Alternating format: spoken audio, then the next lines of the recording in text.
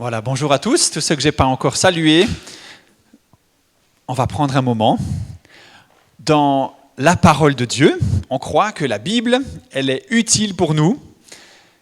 Et on va continuer notre parcours dans un livre qui s'appelle Esdras. Esdras, je ne sais pas si vous avez déjà entendu ce prénom. Esdras, aujourd'hui, ça s'appelle un chef courageux. Parce que enfin, aujourd'hui, Esdras apparaît. Parce que ça, vous voyez déjà, on est au chapitre 7. Il y a 10 chapitres dans ce livre. Et les 6 premiers chapitres, ça concernait une autre époque, avant Esdras. Mais ça se trouve quand même dans le livre d'Esdras. Ça, c'est pas grave. Mais enfin, il apparaît. On va faire connaissance avec lui aujourd'hui. Esdras, un chef courageux. Je ne sais pas si on connaît quelqu'un qui s'appelle Esdras. Ah ouais ? Moi, je connais des Ezra, ça c'est la version anglophone du même nom. Vous connaissez des Esdras, ça c'est formidable. Alors, on va parler d'Esdras, ce ne sera pas celui que vous connaissez ce matin. Enfin, je ne connais pas, peut-être c'est une super personne. Hein. Un petit résumé du livre d'Esdras-Néhémie. En fait, il s'agit d'un seul livre. On a un autre livre dans la Bible, il y a 66 livres dans la Bible, et il y en a un autre qui s'appelle Néhémie. Mais en fait, dans la Bible des Hébreux, c'était un seul rouleau, un seul livre, un seul ensemble. Et donc, ça fait 3 parties, et je vous ai remis ici à l'écran les 3 grandes parties de cet ensemble de 2 livres. Vous suivez encore ? Première partie, Esdras 1 à 6. On est à peu près en moins 538, et c'est sous l'empire de Cyrus le Grand. Et là, on voit 50 000 personnes, donc en fait, c'est l'époque où le peuple d'Israël est déporté loin de chez lui. Ils ne sont plus sur leur terre, mais ils sont à Babylone, une ville à Babylone, et même dans d'autres endroits de l'Empire, mais beaucoup sont à Babylone. Et sous un certain Zorobabel, alors là, ça m'étonnerait qu'on connaisse quelqu'un qui s'appelle Zorobabel. Si ? Zorobabel et Josué, sous ces personnes-là, 50 000 personnes environ sont revenues avec le projet de reconstruire le temple qui avait été détruit un siècle auparavant. Deuxième partie, c'est là qu'on arrive aujourd'hui, chapitres 7 à 10, on est, vous voyez, presque 100 ans après, en tout cas 80 ans après, sous un certain Artaxerxès Ier. J'aimerais vous inviter à répéter avec moi, Artaxerxès, encore. Ah ouais, je vais plusieurs fois le dire, j'espère que ma langue ne va pas fourcher ce matin. Et puis ça, en fait, c'est là qu'on voit Esdras apparaître. Vous voyez, et il y a 5000 personnes, on va voir ça aujourd'hui parce que c'est vraiment important et intéressant. Et il y aura des réformes religieuses. Et puis ensuite, on a le livre de Néhémie, c'est la 3e partie. Et là, on est toujours sous... Voilà. Et là, il est question de reconstruire la muraille. Le livre d'Esdras-Néhémie nous présente cette personne, et on va se demander d'abord qui était Esdras. J'ai retrouvé une photo de lui sur Internet. La deuxième partie, ce sera quelle est la mission d'Esdras, parce qu'on va voir qu'il a une mission, et puis on va voir aussi comment il va remplir cette mission. Alors à quoi ça sert de passer une demi-heure de nos vies maintenant pour connaître un gars qui s'appelle Esdras dans la Bible ? Est-ce que c'est vraiment utile ? Je pense que c'est vraiment utile ce matin. On va être enrichi, encouragé par cette personne. Et on va voir aussi, au travers de cette personne, un exemple. Et quelqu'un qui va nous parler en fait de Jésus. C'est à ça que sert toute la Bible, à renvoyer vers cette personne centrale de Jésus qui a été glorifié tout à l'heure dans nos chants, dans cette première partie de culte. Alors, qui était Esdras ? 4 points très simples. Et en fait, on va parcourir les chapitres 7 et 8. On ne va pas tout lire, mais j'ai mis quelques extraits à l'écran. Plus tard, durant le règne d'Artaxerxès, roi de Perse, Esdras arriva de Babylone. Donc ça, c'est le début du chapitre 7. Il était fils de Séraya, et là, il y a toute une liste de noms. Qu'est-ce qu'on apprend d'abord ? On apprend que c'était un prêtre. Il était d'une descendance très importante. Dans le peuple d'Israël, il n'y avait qu'une certaine famille qui pouvait officier comme prêtre. C'est Dieu qui l'avait décidé ainsi. Et cette famille, c'était la famille de Aaron. Vous voyez son nom souligné là. Il descendait du grand prêtre Aaron. Et puis ensuite, il y a toute une série de noms. Il n'y a pas même tous les noms. Là, il y a 16 noms, je crois. Mais il y a plus de générations entre les 2 personnes. Mais voilà quelqu'un qui est présenté comme un prêtre. Et on va voir que c'est important. Dans cette descendance aussi, on voit un certain Séraya. Ça, c'était son arrière-arrière-grand-père, si je ne me trompe pas. C'était à l'époque où justement son peuple avait été détruit, massacré, la ville avait été incendiée par les Babyloniens. Et ce Séraya, son ancêtre prêtre, avait été mis à mort tout simplement par Nabuchodonosor, l'empereur de l'époque. Et puis il y a aussi un certain Pineas ou Pinéas. Et celui-là, c'est un petit-fils d'Aaron qui à un moment a pris position. Quand il le fallait, quand le peuple commençait à s'égarer, il a eu un acte courageux. Et cet Esdras, il est descendant de ce Pinéas. Et on va voir que lui aussi, il est comme son arrière. Et là, il y a beaucoup de générations, des grands prêtres. Donc, dans le peuple de Dieu, simplement, retenez ça, il y avait une famille qu'on appelait la famille d'Aaron, les prêtres. Et il y avait une famille plus large qu'on appelait les Lévites. 12 tribus d'Israël. Et parmi ces 12, Dieu avait choisi une tribu qui n'allait pas recevoir de terre, mais qui allait être à son service et soutenue par les autres tribus par un impôt. Et donc cette tribu de Lévi allait être au service de l'Éternel, de son temple, de son culte. Et donc Aaron, c'était un Lévite. Donc ça veut dire qu'il y a ce grand peuple d'Israël. Au milieu, j'aurais dû faire un schéma, mais je crois que vous me suivez. Au milieu, il y avait les Lévites. Et au sein de ces Lévites, il y avait encore un sous-groupe qui étaient les prêtres. Donc Esdras, il est tout ça à la fois. Esdras était aussi un scribe, deuxièmement. C'était littéralement un scribe. Là, la traduction propose un spécialiste de la loi. Alors on connaît quelques spécialistes, on en a même quelques-uns parmi nous, des biblistes et des gens qui connaissent la Bible très très bien. Je suis sûr que vous voyez à qui je fais allusion. Mais voilà une spécialisation, c'est quelqu'un qui connaissait beaucoup la Bible. Et il était reconnu dans cet empire comme, ok, toi tu es le spécialiste, tu es un spécialiste de cette loi, de ce livre religieux des Juifs. Donc non seulement il était un spécialiste, mais en plus il avait une sorte de rôle officiel. On pourrait même traduire une sorte de secrétaire d'État, c'est un mot qui peut aussi signifier un secrétaire d'État dédié aux affaires juives. Voilà quelqu'un qui était peut-être à la cour de cet empereur, en tout cas qui avait accès, parce qu'on va voir que dans un instant, il va faire une demande à l'empereur, et cet empereur va lui rédiger une lettre. Donc quelqu'un qui était un scribe, reconnu, il connaissait la Bible, et il était reconnu officiellement dans ce rôle-là. Mais troisièmement, plus important, et là j'aimerais qu'on s'arrête encore un peu plus, c'est que Esdras, il aimait la Bible. En effet, je lis le verset 10 du chapitre 7. Esdras s'appliquait de tout son cœur à étudier l'enseignement du Seigneur, à le mettre en pratique et à enseigner aux Israélites les lois et les règles de conduite. Esdras, il aimait ça. Esdras, il était passionné de la Bible. Est-ce que vous voyez dans ce verset les 3 choses que faisait Esdras en lien avec la Bible ? Premièrement, qu'est-ce qu'il faisait ?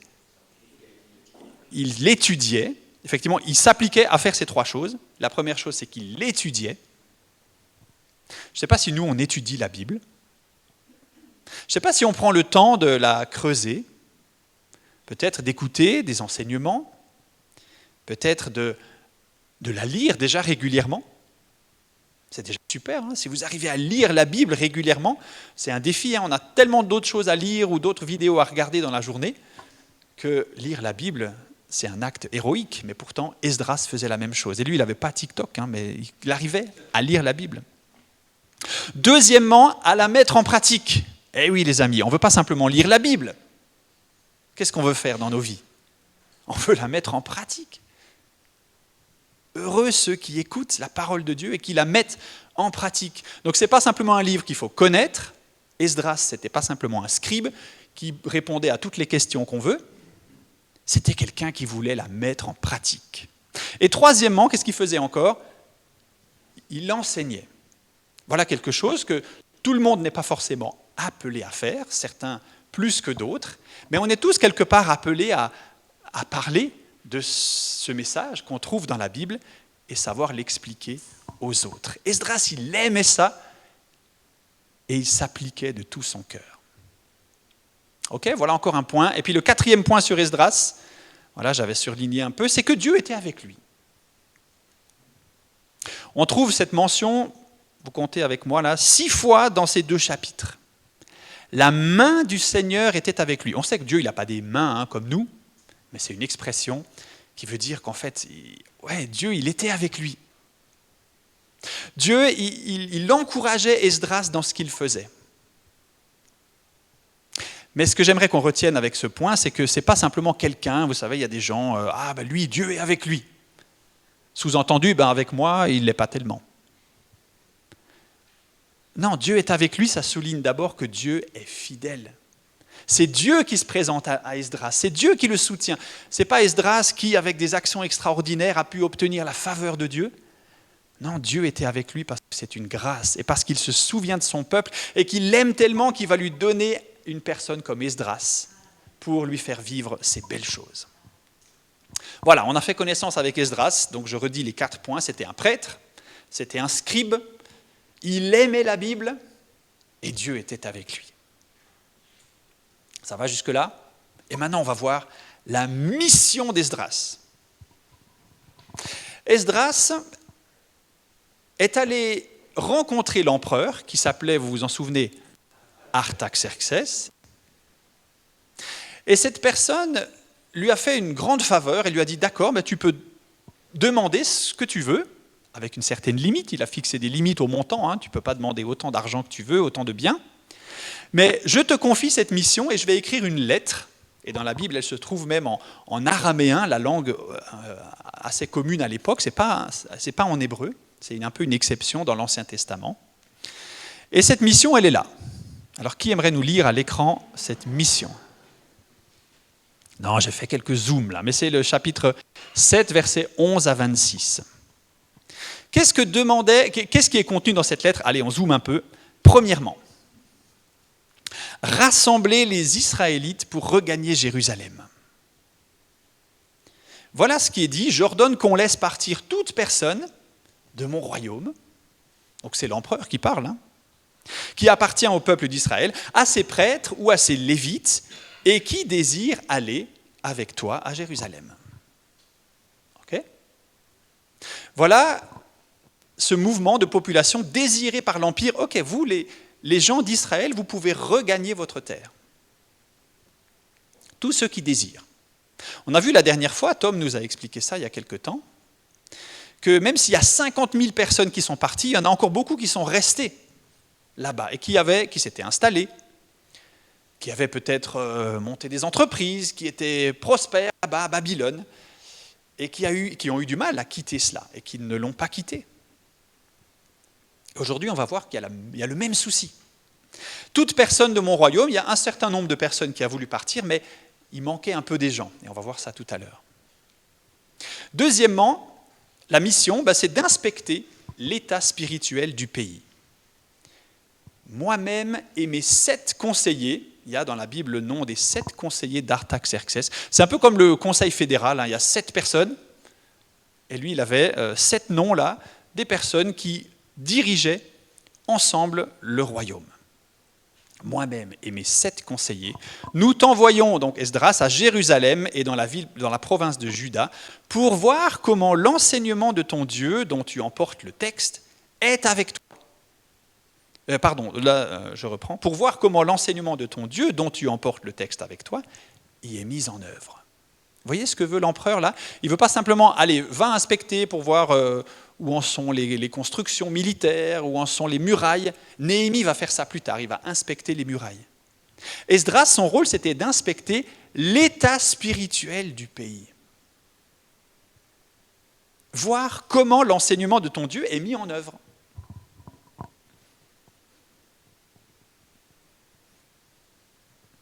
Est-ce qu'il y a des inspecteurs dans votre vie qui viennent voir quel est votre état spirituel ? Et s'il y avait de tels inspecteurs, qu'est-ce qu'ils trouveraient ? Est-ce qu'ils trouveraient quelqu'un qui aime la loi de Dieu, qui veut le suivre ? Est-ce qu'ils trouveraient un champ de ruines ? Est-ce qu'il trouverait quelqu'un qui connaît la Bible mais qui a du mal à la mettre en pratique? On est tous concernés par ça. Alors, Dieu ne nous envoie pas des inspecteurs, mais parfois c'est bon d'en avoir. Je ne sais pas si vous avez dans votre vie un partenaire, un ami, quelqu'un qui veille sur votre foi et qui peut-être de temps en temps va vous demander comment ça va dans ta foi. Est-ce qu'on a ça dans nos vies? Ce n'est pas facile de trouver quelqu'un qui peut être un peu comme cet inspecteur, mais je crois que c'est utile. Plusieurs fois, ça m'a aidé, des personnes qui m'ont dit « Mais Cédric, qu'est-ce qui se passe dans ta vie de foi ?» Un inspecteur qui vient voir, pas pour taper à la baguette, mais pour encourager et relever, inspecter l'état spirituel du pays.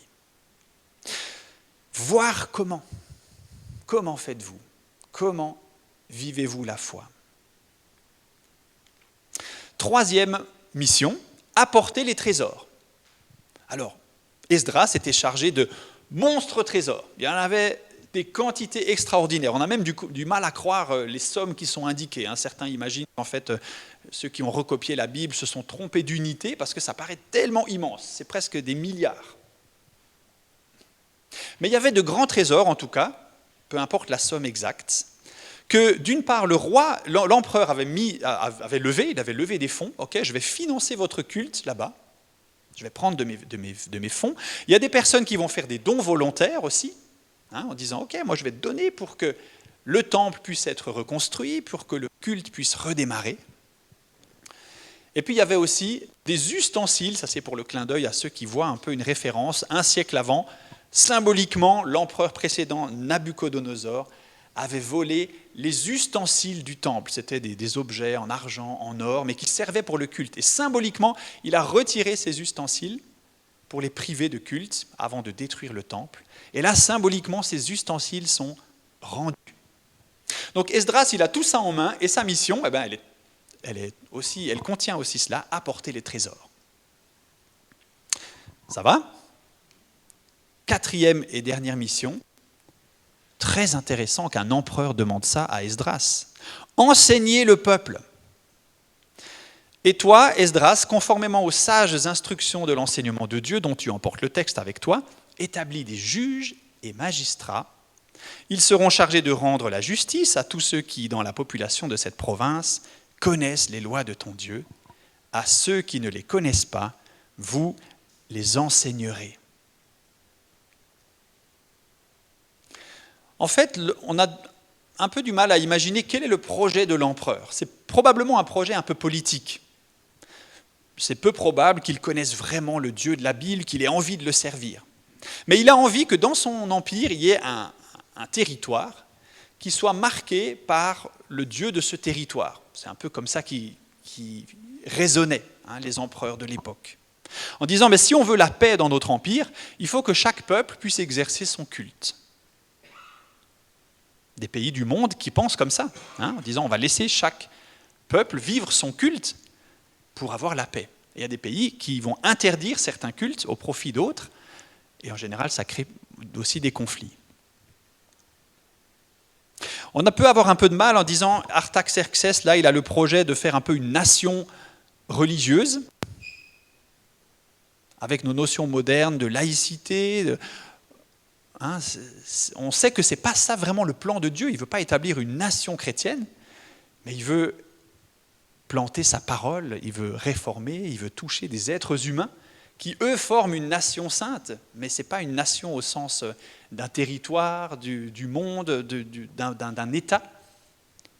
Alors ici, on est dans un cas de figure où l'empereur va quand même demander, va enseigner, et puis que ce territoire puisse te suivre.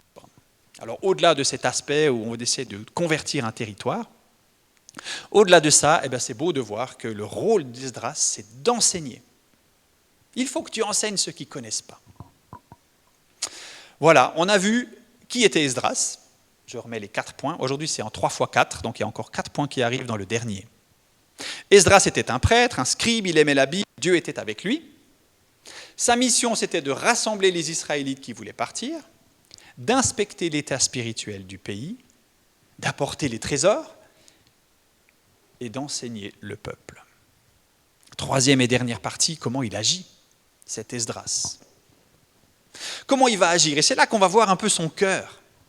Est-ce que pourquoi la main de Dieu était avec lui? Alors sur cette image, j'ai fait un peu peur, hein. Peut-être l'image d'avant était un peu plus sympa, mais voilà comment dans les représentations graphiques de l'Église, parfois Esdras est représenté, il a la loi dans la main et il va la rappeler aux gens. Premièrement, Esdras sait dire merci. Ah, on aime bien les gens qui disent merci. Hein. Merci. Je ne sais pas si quand vous utilisez ChatGPT ou bien d'autres intelligences artificielles, est-ce que vous lui dites merci après? Ici, ce n'est pas une intelligence artificielle à qui Esdras dit merci. C'est au Dieu vivant que le Seigneur, le Dieu de nos ancêtres, soit béni. Parce qu'il s'est passé ces choses-là. L'empereur m'a donné cette mission, il m'a même donné de l'argent, il me protège. Béni soit le Seigneur. Est-ce que nous aussi, on prend le temps de remercier Dieu? Est-ce qu'on prend ce temps? Pas simplement venir lui demander des choses, mais dire merci à Dieu, ça fait partie d'une vie chrétienne équilibrée, qui a du sens. Parce que Dieu fait tellement de choses pour nous. Merci Seigneur pour la santé que j'ai ce matin. Merci Seigneur parce que tu m'as permis de passer une bonne nuit. Merci Seigneur pour le petit encouragement que j'ai eu au travail cette semaine. Merci Seigneur pour ce moment d'affection que j'ai eu avec un de mes enfants. Merci Seigneur parce que tu me donnes un nouveau travail. Esdras sait dire merci. Et vous voyez là qu'il y a un exemple à suivre, tout simplement. Il commence par dire merci. C'est la fin du chapitre 7. Deuxièmement, Esdras s'est mobilisé. C'est un chef courageux qui est peut-être allé voir des gens en leur disant « Mais tu sais, tu devrais venir avec moi parce qu'on a un super projet. » Et ce projet, il se passe sur une terre lointaine, on est à 1200 km d'ici. C'est là qu'on va reconstruire ensemble le temple, on va de nouveau louer le Seigneur, l'adorer là où il l'a prévu. Et on a donc toute une liste de noms qu'on ne va pas lire maintenant, mais je vous fais un petit commentaire, j'ai mis quelques annotations. On a d'abord les prêtres qui sont cités, vous voyez, il n'y en a pas beaucoup. Quelques personnes du clan de David, si vous avez des bons yeux, ça c'est les 4 premières croix. Et puis ensuite, on a 12 noms. Et à chaque fois, ces 12 personnes, en fait, c'est des noms de grandes familles, des clans. Et à chaque fois, il y a le nombre de personnes, 150 pour le premier, 200, 300, etc. Ça fait un total d'environ 1500 personnes. Et là, on comptait que les hommes.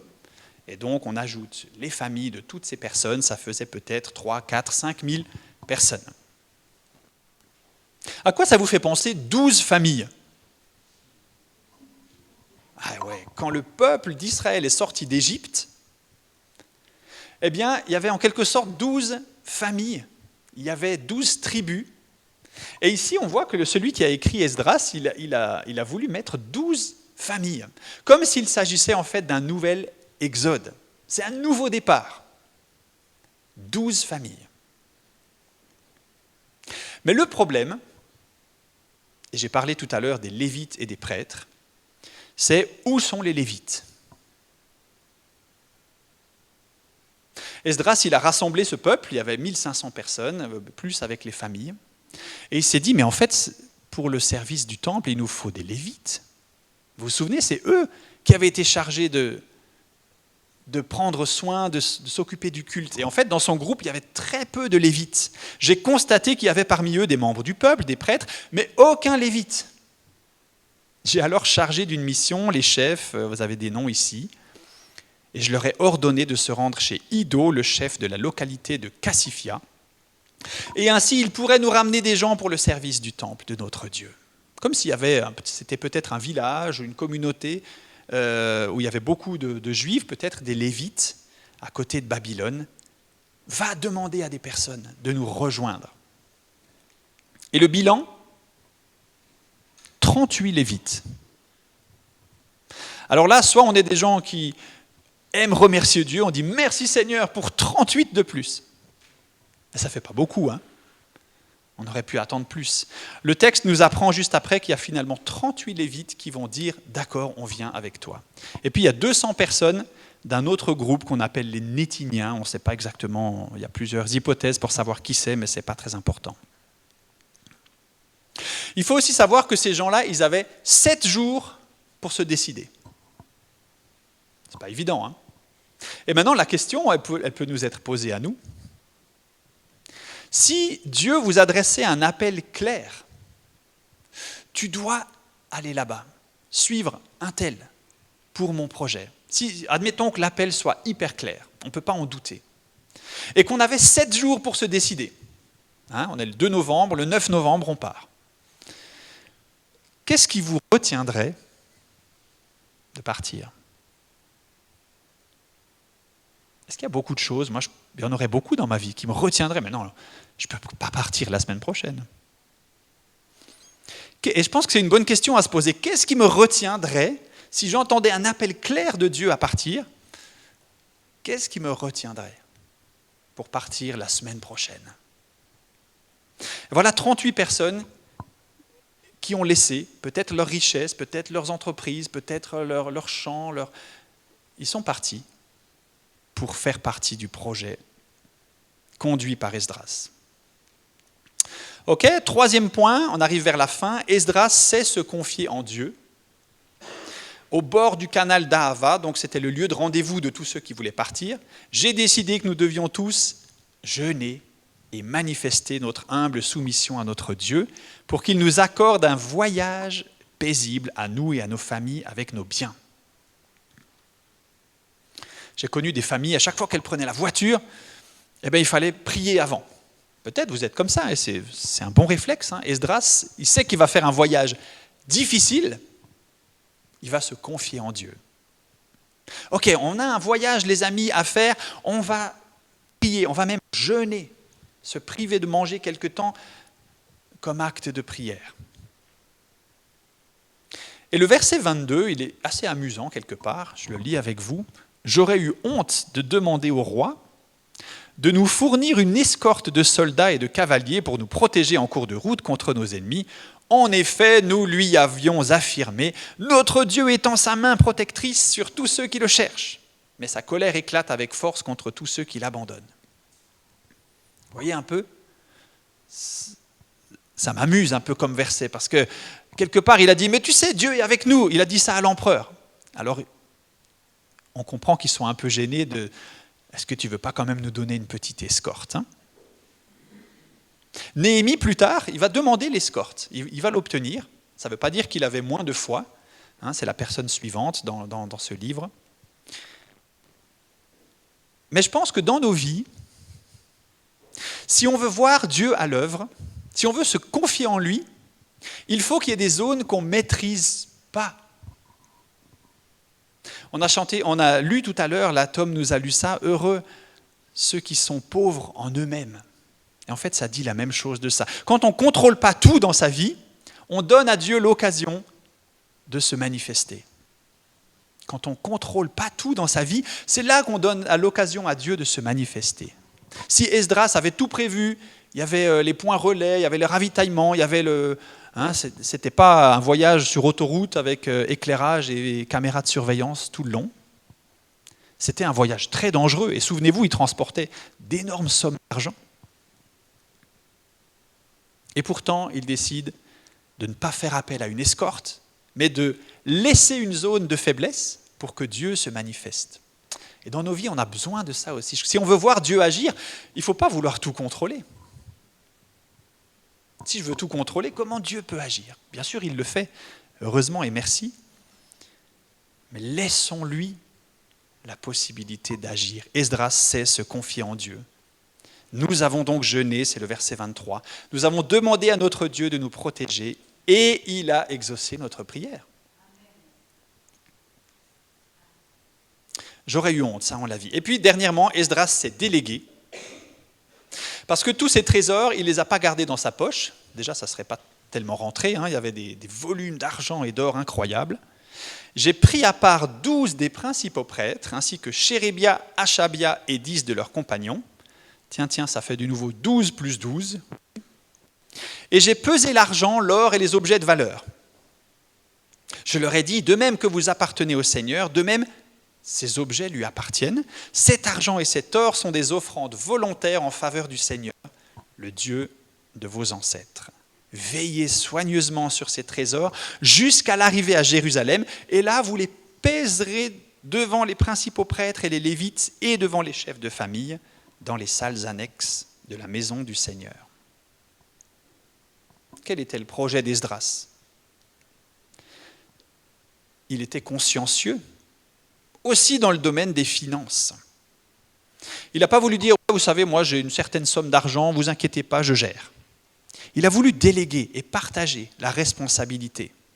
Et que ça aille jusqu'au bout, il était loyal. Il ne voulait pas que les gens se servent au passage. Quand vous arriverez, vous allez peser à nouveau ce que vous transportez, et il faudra bien sûr que ça corresponde. Les comptes doivent être bons.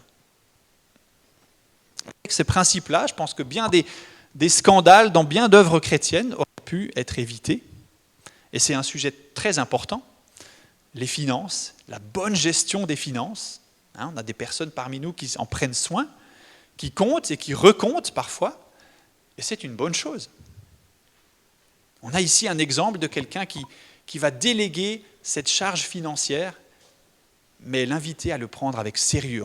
Ce n'est pas en disant, allez-y, faites ce que vous pouvez. Chacun est responsable et veillez soigneusement sur ses trésors. Alors voilà, donc j'ai mis 12 plus 12, veillez soigneusement, on pèse, on repèse. Voilà tout ce qu'on a vu sur Esdras. La fin du chapitre 8 nous montre que le voyage s'est bien passé.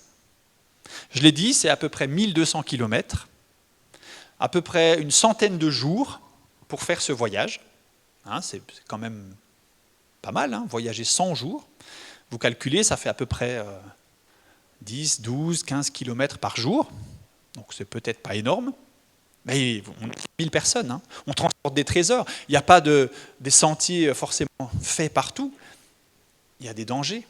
Et le texte dit que Dieu les a épargnés de toutes les attaques sur le trajet. Vous voyez, la mission de Dieu, la main de Dieu va être sur Esdras et sur finalement tout son peuple qui vont pouvoir y aller sans encombre. Et c'était assez incroyable pour l'époque de faire un voyage comme ça, sans encombre, sur 3 mois.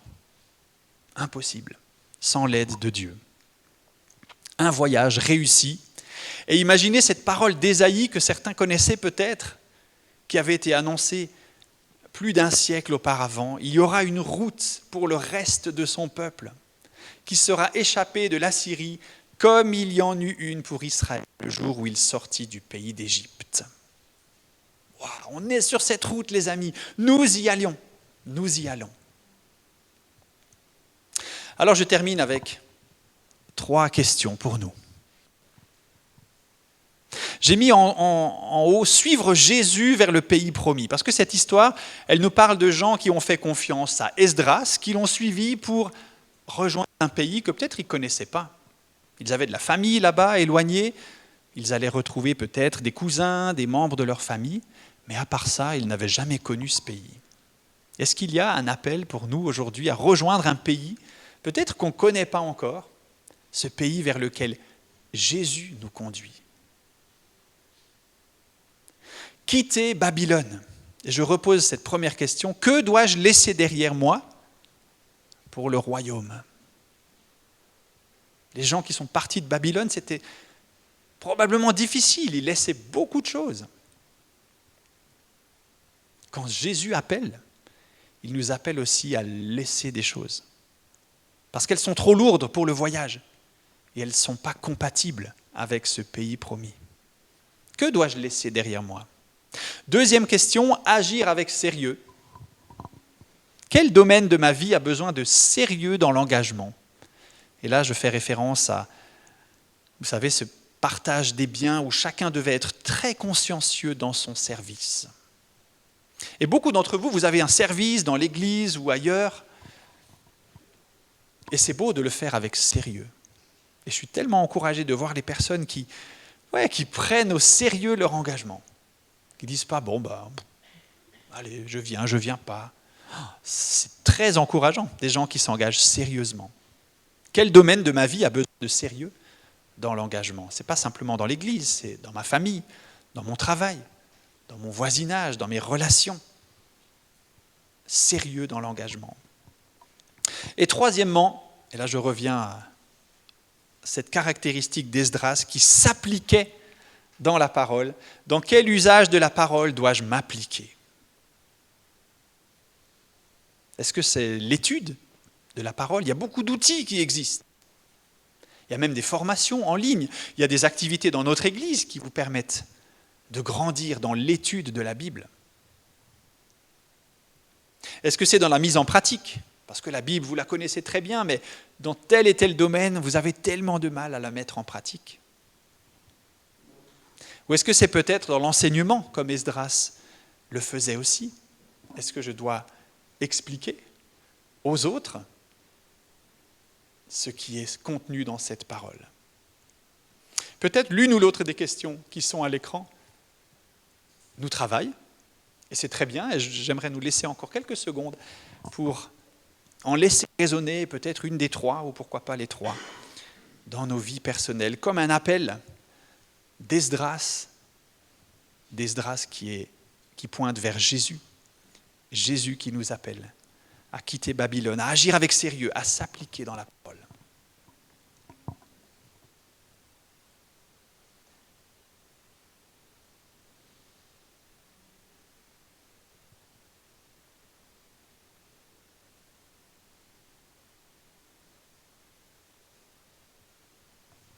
Quelle joie, Seigneur, d'être en route derrière toi, qui conduit ton peuple avec sagesse, avec sérieux, avec amour. Quelle joie de faire partie de ce peuple que tu appelles à quitter un endroit pour rejoindre un autre. Et nous savons, nous sommes en marche à ta suite. Et bien des choses, parfois, nous retiennent. On regrette parfois ce qu'on a pu laisser. Mais Seigneur, ouvre nos yeux encore sur les trésors que nous portons avec nous, sur les trésors que tu as placés dans nos cœurs. J'aimerais aussi peut-être laisser l'occasion à ceux qui aimeraient dire ce matin à Jésus, « Oui, je veux te suivre.